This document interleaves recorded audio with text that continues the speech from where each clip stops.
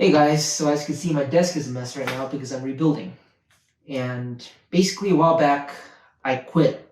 And I think my last flight was me taking a dive down a building and getting stuck into a tree. So that was pretty fun getting it down. But I guess what I really want to say is a very, very big thanks to all of my friends who told me not to sell my gear because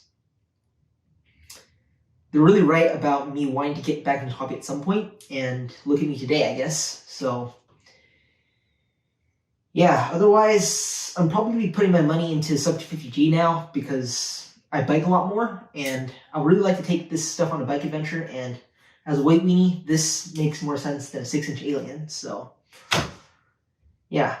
Otherwise, thanks for watching, and until next time, I guess.